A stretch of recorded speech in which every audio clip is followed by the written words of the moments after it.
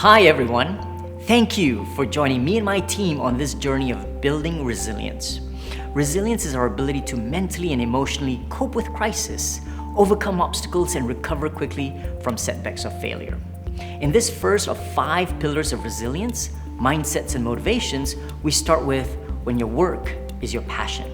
Now, you might have heard of people say, follow your passion or find your passion. And you may not feel passion in your current job, and you might wonder if your dream job is somewhere out there that one day you'll discover.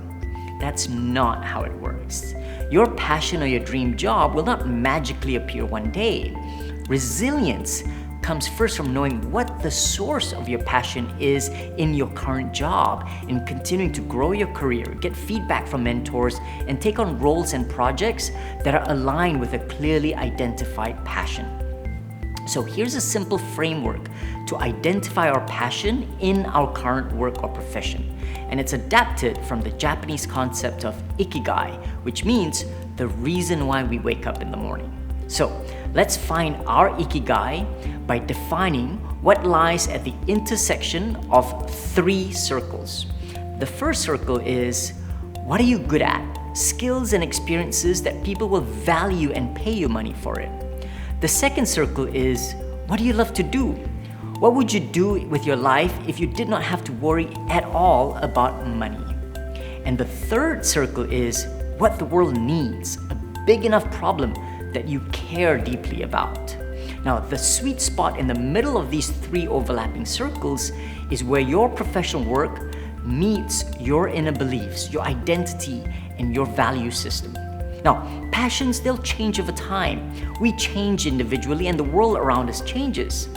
But when we're conscious and aware of our current passion, it acts as a compass and inspiration to get us through all the inevitable challenges.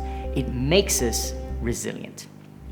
In my case, for that first circle on what I'm good at, it has to be marketable skills that others value. I may have hobbies, but if people don't pay me for it, that's not going to fit the circle. So it can be skills and experiences, or if you're just starting your career, it may be your energy and your attitude. For me, it's about building new businesses and tackling complex problems, shaping a vision and hiring a team, raising capital from investors, and forming business partnerships aligned around that vision. That's what people have hired me to do over the last 20 years. Now, when I think about that second circle, what do I love? What would I spend my time if I didn't have to think about money? My immediate reaction is triathlons. Why? Now, at 49, I'm not going to be a professional triathlete, but I love racing. So dig deeper. What about it that I love, right? I love the lifestyle, setting goals, tracking the various measurements of our body so that we can optimize our health and fitness. I love working with coaches and fellow triathletes, on my team to support and learn from each other. I relish the endurance and mental fitness required to not give up and to keep going midway through an Ironman race when my body is crying for me to stop.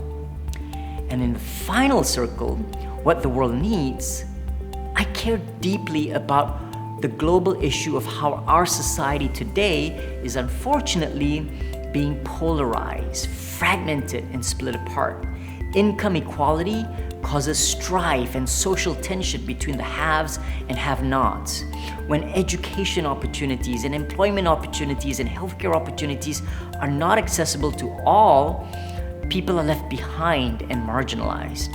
And I want to find ways to make important services much more accessible, more affordable, and more convenient for the mass market, so that I can do my small part to help narrow this divide in our society. So that was the passion behind AirAsia X. How do we empower people to fly to faraway destinations that they could not afford with legacy carriers? Or an iFlix, where we were revolutionizing TV for 1 billion people in emerging markets who couldn't afford traditional cable or satellite TV services.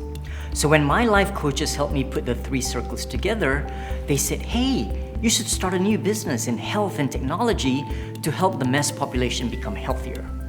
And And immediately the dots connected, the neurons were firing, and the ideas were flowing. It was an inspiring moment. Except this time, instead of how we all go through it and we just leave it as empty talk at the coffee shop, I decided I'm not gonna get any younger. I'm gonna jump in, roll up my sleeves, 100% commit to make this idea come to life. So assembling the first startup team, shaping the product idea, raising capital, and designing a new health coaching model to help many people achieve their health and life goals. And that's how Naluri was born.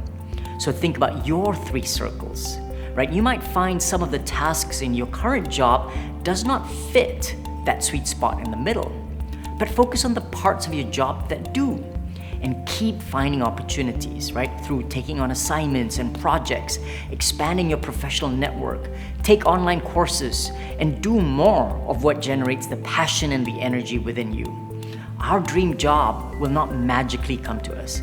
We build it by first recognizing in it what we do today and find ways to do more of it so that we can progress in our career. You can do this.